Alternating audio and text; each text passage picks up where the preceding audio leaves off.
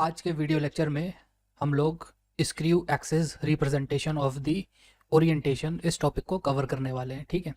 सबसे पहले मैंने क्या करा है, एक कोऑर्डिनेट फ्रेम बना लिया है। एक्स वाई एंड जी ये हमारा एक रिफरेंस फ्रेम है। अब आप क्या करोगे, कंसिडर करो एक rigid body. This is a rigid body और ये हमारी रिजिड बॉडी है 3 डायमेंशनल स्पेस में। उससे पहले let us assume a case of a 2 dimensional motion. हमारे पास एक 2D फ्रेम है and suppose this is our body. 2D में क्या हो सकता है, either you can translate it like this, और आप इसको y की एक्सिस y के अलॉन्ग ट्रांसलेट करा सकते हो, और you can rotate it like this. But in 3 dimensions ये बॉडी क्या कर सकती है, it can move along y axis, it can move along x axis, it can move along z axis. Similarly it can also rotate with respect to these 3 axis. ये मैंने आपको starting के video lectures में बताया था। If you consider a rigid body in 3 dimensions, any kind of general motion that is taken by this body, it can be represented by a combination of a translation plus a rotation। ठीक है। 3 dimensions में कोई भी rigid body किसी भी type का general motion अगर लेती है तो उसको हम एक ट्रांसलेशन और एक रोटेशन की कॉम्बिनेशन की हेल्प से एक्सप्लेन कर सकते हैं। ठीक है। अगर मैं इस टाइप से एक पाथ बना लेता हूँ, ठीक है। If this body is rotated along this circular path like this, ठीक है, इस बॉडी को हमने यहाँ से रोटेट करा दिया एंड इसकी जो एक्सिस होगी that will be like this. ठीक है। ये हमारी एक्सिस ऑफ द रोटेशन हो गई। अलोंग विद दैट अगर हमारी बॉडी ट्रांसलेट भी कर रही है, एज्यूम यहाँ से हमारी बॉडी ने इस पोजीशन पे ट्रांसलेशन कर लिया है, इस टाइप से हमारी बॉडी इस जगह है, and now you need to define another circle like this. क्या हो रहा है यहाँ पे, this is translation, I can write it by D. Along with this translation there is a rotation also like this. Example के लिए यहाँ पर हमारा इनिशियल पोजिशन था जब बॉडी यहाँ पे ट्रांसलेट होकर आई है। एज्यूम हमारी बॉडी इस पोजीशन पे है। This is the centre and this is the position vector. हमारी बॉडी ने कितना रोटेट करा, from here to here, theta. ठीक। Any kind of general motion of a rigid body in 3 dimensions can be represented by a rotation of the body by theta plus translation along the axis of rotation by a distance d। ठीक। इसी motion को we call it the screw motion। जैसे आपका एक screw होता है, उसको आप एक होल में इंसर्ट करते हो, जब आप उसे ट्विस्ट करते हो अलोंग विथ रोटेशन स्क्रू क्या है, अपनी एक्सिस के अलोंग भी मूव करता है। सिमिलरली कोई भी जनरल मोशन है 3D में किसी भी रिजिड बॉडी का, it can be represented by a rotation and a translation. इसी को ही हम we call it the screw motion. ठीक है। This is Euler's theorem. Euler's theorem state that the general displacement of a rigid body with one end fixed is a rotation about some axis. This unique axis of rotation is called the screw axis। अगर आप general displacement consider करते हो किसी भी rigid body का इन 3 dimensions with one point fixed, that can be regarded as a rotation about some axis, and this unique axis of rotation is called the screw axis। अगर मैं assume करता हूँ यहाँ पे मेरी एक रिजिड बॉडी है, उसने क्या करा, बाय सम एंगल थीटा यहाँ पे रोटेशन होकर आ गई eight point number 2।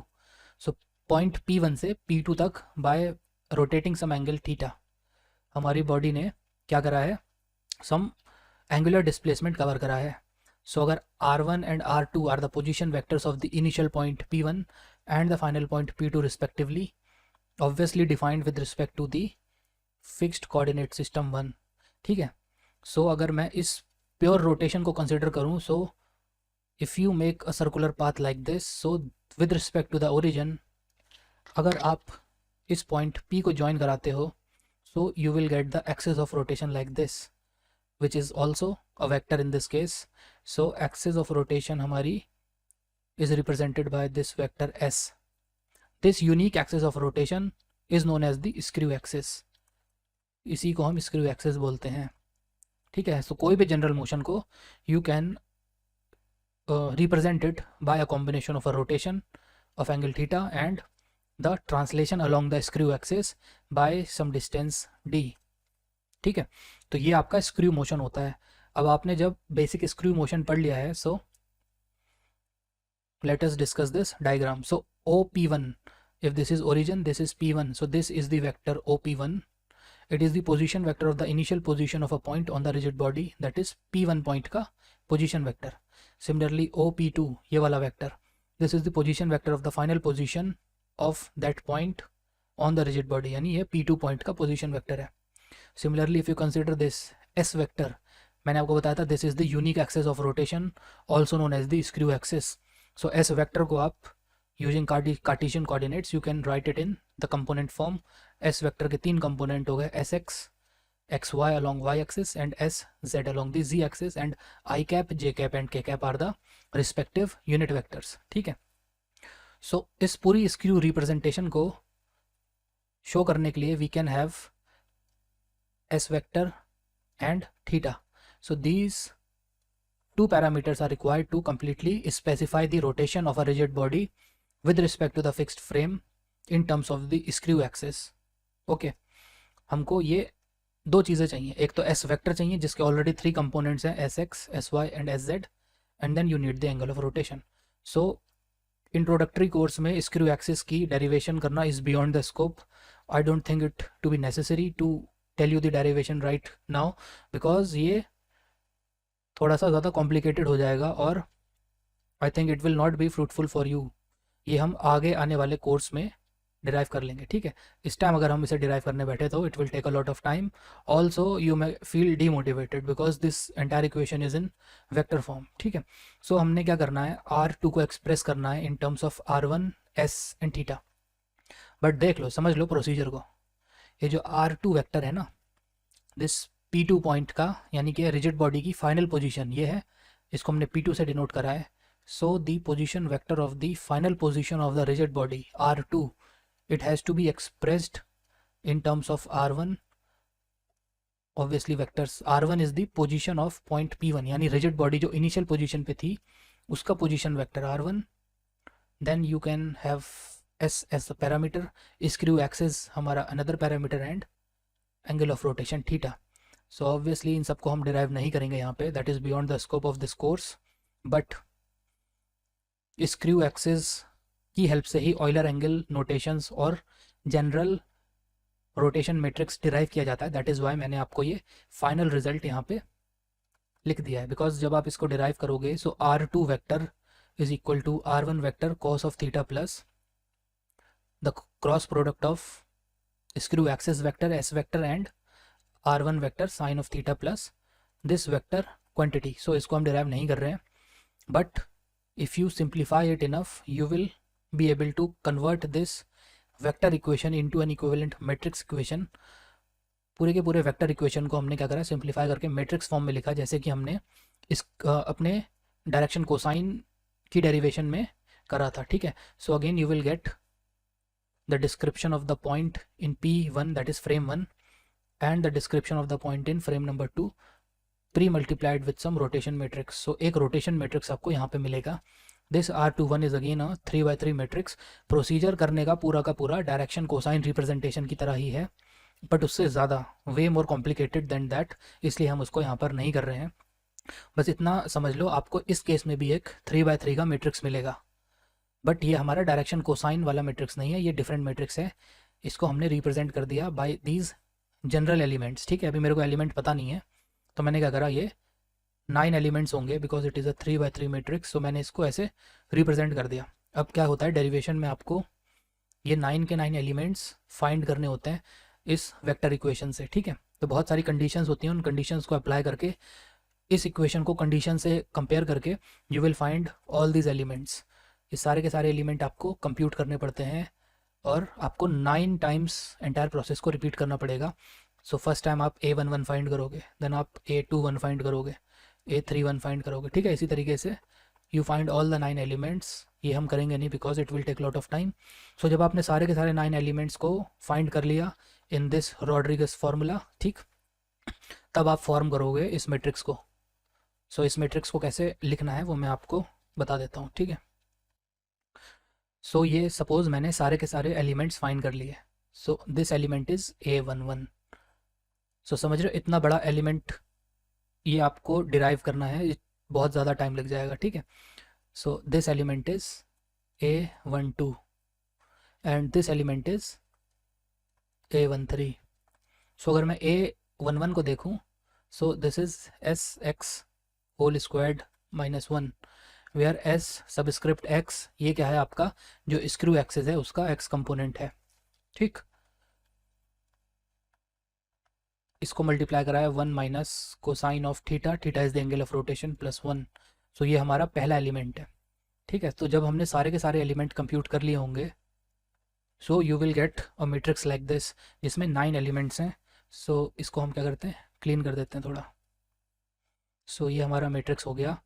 This matrix is the screw axis representation of the orientation. अगर आपसे कोई पूछे स्क्रू एक्सिस रिप्रेजेंटेशन क्या है ओरिएंटेशन की of frame 2 with respect to frame 1, so this is the actual screw axis representation.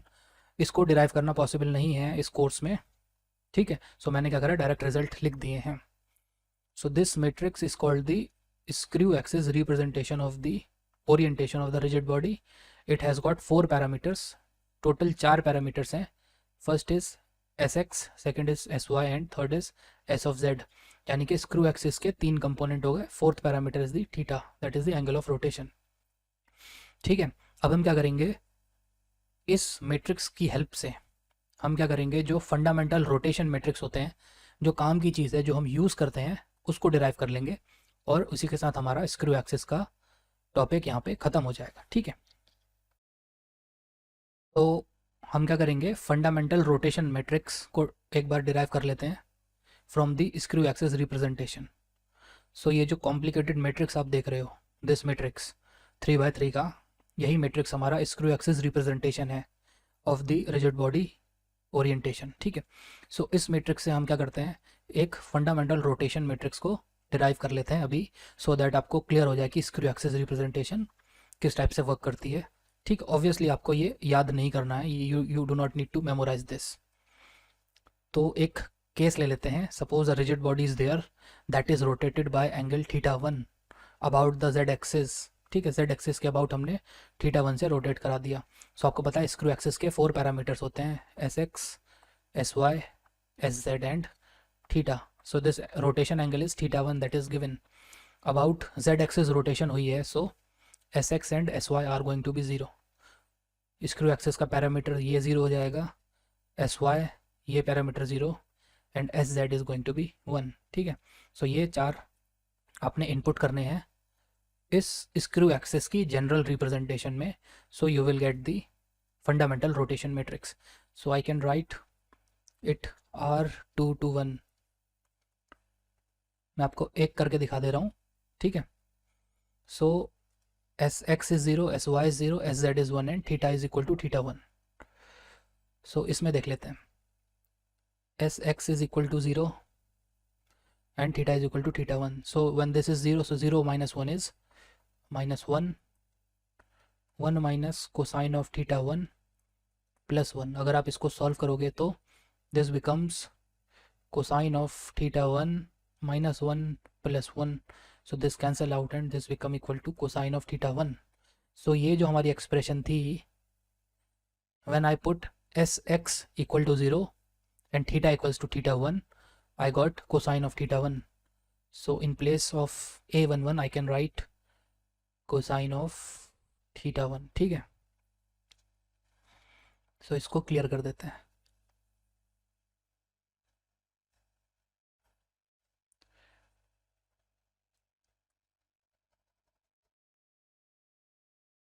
Now let us find the value of this term। So SX की place पे मैंने लिखा 1, SY कितना है 0, नहीं I am sorry, SX is 0, okay. SX की place पे लिखा 0, SY की प्लेस पे लिखा 0, 1 minus cosine of theta 1, theta is equal to theta 1 minus S Z कितना है 1 है हमारा, एंड साइन ऑफ थीटा 1. इसको सॉल्व कर लो, you will get, so this entire thing will become 0 minus of sine theta 1. So in place of this expression you got minus of sine theta 1. So I can write minus of sine theta 1. ठीक है, इसको मैं clear कर लेता हूँ.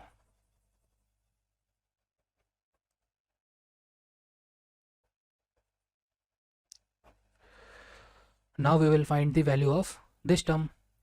So Sx कितना था 0 था, Sz कितना था 1 था, 1 minus cos of theta 1 plus Sy कितना था, Sy वॉज 0, Sy 0 था और साइन ऑफ थीटा मल्टीप्लाइड हो जाएगा तो वो भी 0 हो जाएगा. सो this is 0 multiplied by this term, entire thing will become 0 plus 0, तो यू विल गेट अल्टीमेटली 0.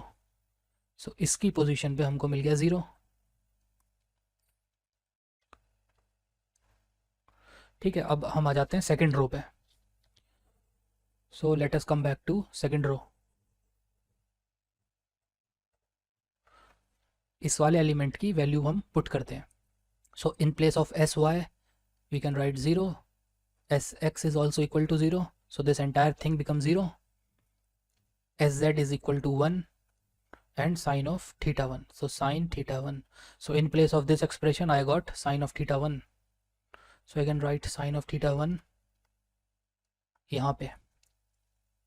ठीक है, इसके बाद we will calculate the next element. अब इस एलिमेंट में हमको फाइंड करना है. तो एस वाई कितना था, एस वाई हमारा था 0. सो यहाँ से अगर मैं वैल्यू निकालूँ, so I get 0 minus 1, that is minus 1, and then 1 minus cos of theta. 1 minus cos of theta की जगह पे थीटा 1 हो जाएगा, angle of rotation plus 1. So अगर आप इसको लिखो, so you get minus 1 plus 1 they cancel out, and cos of theta will become positive cos of theta 1. ठीक है, सो यहाँ पे आई can right cos of theta 1. अब इस एलिमेंट को कैलकुलेट करेंगे. सो इस एलिमेंट को कैलकुलेट करने के लिए एस वाई कितना था 0, एस जेड था 1, सो 0 से मल्टीप्लाई होने पे entire thing become 0 and you get this term. So minus S x and sine theta, S x भी 0 था हमारा. ठीक है, सो entire thing will become 0. So यहाँ पे मैं लिख सकता हूँ 0. अब इन तीन को कैलकुलेट करेंगे लास्ट के.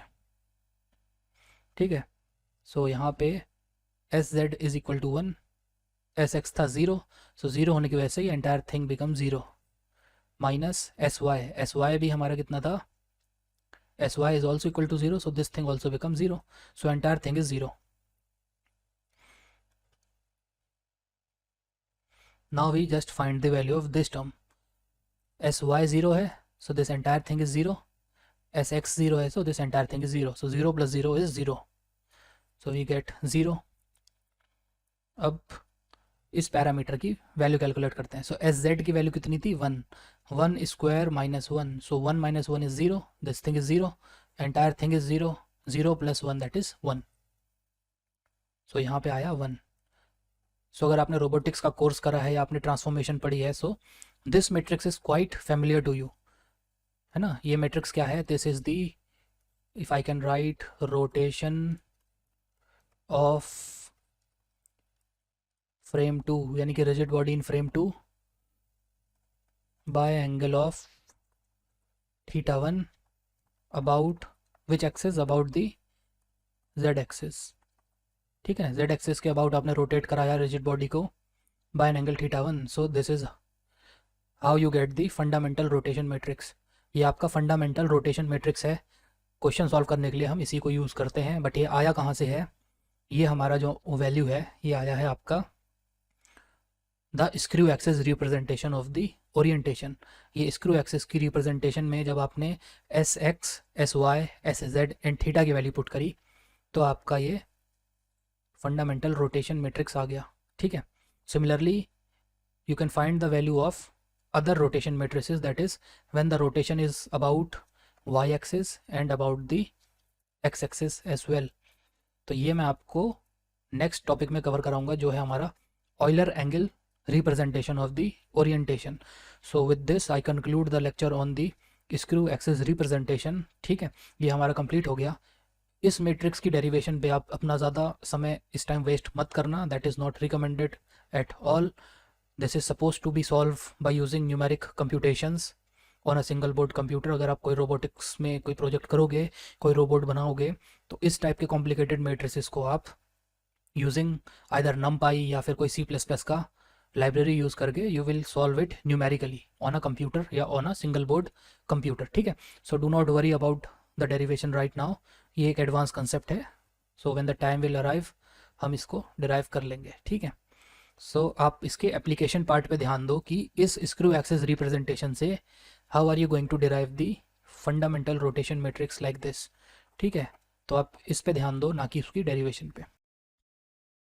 तो सेकंड केस हमारा है when a rigid body is rotated by some angle say θ3 about the y-axis, ठीक है। इस केस में using the screw axis representation we have to derive the fundamental rotation matrix। Similar previous case की तरह है, एक बार देख लेते हैं, ठीक है।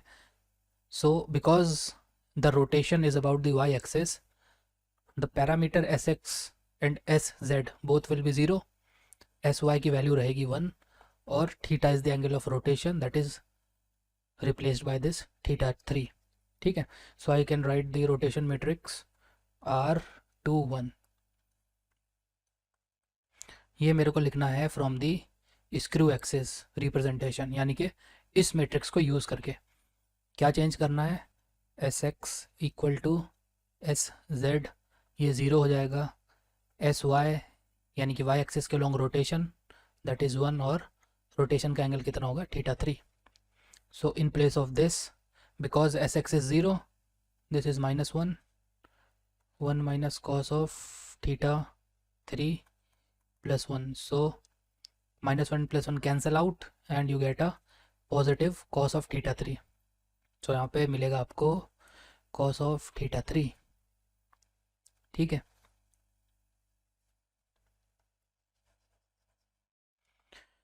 इस एलिमेंट में Sx is 0, this entire thing is 0, minus because Sz भी 0 है, ये भी 0 हो जाएगा। So you get 0 - 0 that is equal to 0। So यहाँ पे आपको मिला 0, यहाँ पे Sx is 0, Sz is 0, entire thing is 0, the value of Sy is equal to 1 times sine of θ3। So you get sine of θ3, इस जगह पे हमको मिल जाएगा sign of θ3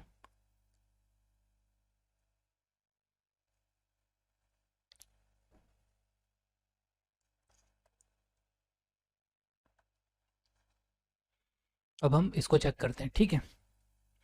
this element, so Sx is 0, so this entire thing is 0, Sz is 0, so entire thing is 0, so 0 + 0 we get 0, so at this place we get 0, at this place this is Sy, so Sy is 1, 1 - 1 is 0, so entire this thing is 0, 0 + 1 you get 1, so here we get 1, 1, and then at this location Sy is 1 but Sz is 0, so this thing is 0, and then you get minus Sx times sine of theta, because Sx is 0, so entire thing is 0, so 0 - 0 you get 0, यहाँ पे भी 0 हो गया हमारा, ठीक है। अब बचती है लास्ट रो, बिफोर दैट इसको थोड़ा सा क्लियर कर देते हैं, ठीक है। अब लास्ट रो के 3 एलिमेंट्स को कंप्यूट कर लेते हैं, we can do it very simply. So यहाँ पे this is 0, so this thing become 0, the value of Sy 1 है और sine of θ3 and this is minus, so you get minus sine θ3, यहाँ पे मैं लिख सकता हूँ माइनस साइन ऑफ θ3। इस पोजीशन पे बिकॉज Sz 0 है, so this thing become 0, Sx भी 0 है, so this thing also become 0, यहाँ पे मेरे को मिल गया 0। नाउ यहाँ पे Sz is equal to 0, so I got -1 times 1 minus cos θ3 + 1, so -1 + 1 they both cancel out and minus minus will become plus, so I get positive cos of theta 3. तो यहाँ पे मेरे को मिल गया cos of theta 3. This is a 3/3 matrix.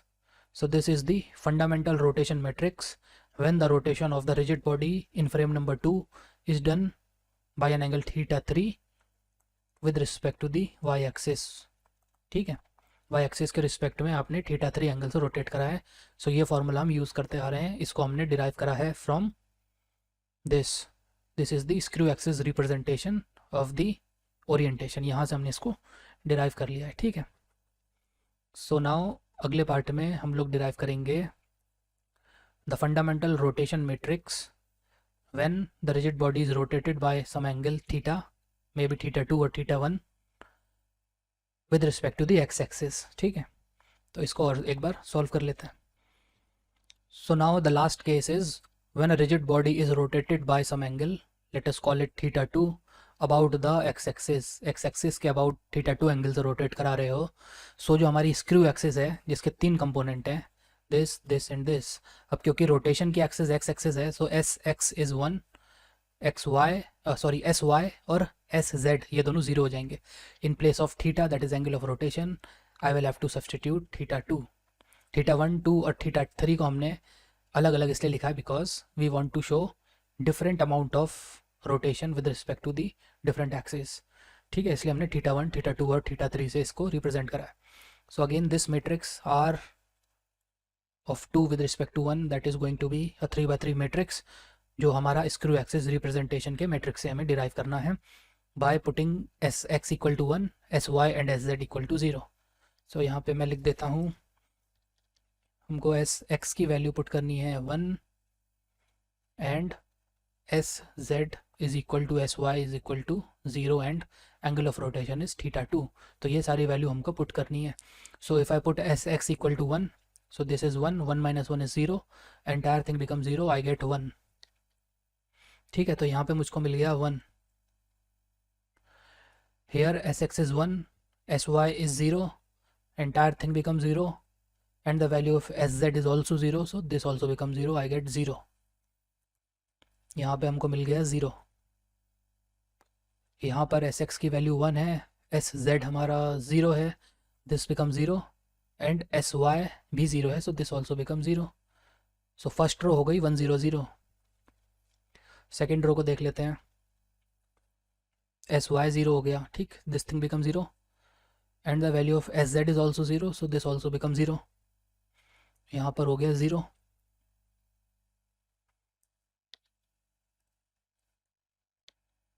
So S Y 0 हो गया, this is -1 times 1 minus cos theta 2 plus 1. So -1 plus 1 cancel out और आपको मिलेगा plus cos of theta 2. So यहाँ पे मिलेगा पॉजिटिव कोसाइन ऑफ थीटा 2. ठीक, इस एलिमेंट को देख लेते हैं. So this is 0 and because S X की वैल्यू 1 है, so you get minus of sine theta 2. So you get minus of sine theta 2. Now third row में देख लेते हैं. ठीक है, so S Z is 0, this thing is 0, you get minus of S Y भी 0, तो यहाँ भी आपको 0 मिल जाएगा. यहाँ पे आपको मिल गया 0, ये हो जाएगा 0, this thing is 0 and this is S X की वैल्यू 1 है and sine of theta 2. So यहाँ पर आपको मिलेगा positive sine of theta 2. Can write positive sine of theta 2. अब लास्ट एलिमेंट हो गया हमारा ये S Z 0, this is -1 times 1 minus cos of theta 2 plus 1. so -1 plus 1 cancel and आपको मिलेगा plus of cos theta 2. So यहाँ पे आपको मिलेगा कोसाइन ऑफ थीटा 2. सो ये आपको फैमिलियर होगा और आपने रोबोटिक्स का कोई भी कोर्स परस्यू करा है. So this is the fundamental rotation matrix when the rigid body in frame number 2 is rotated by angle theta 2 about the x axis. ठीक है, सो आप इस टाइप से उसे लिखते आ रहे हो. आज हमने इसको प्रॉपरली डिराइव करके देख लिया है. हमने इसको डिराइव करा है by using this representation of the orientation of a rigid body in frame 2 with respect to frame 1 by using the screw axis representation. ठीक है, सो इतना बड़ा मैट्रिक्स याद नहीं करना है हमको, ये फंडामेंटल रोटेशन मैट्रिसेस याद करने हैं और we have to remember only these formulas.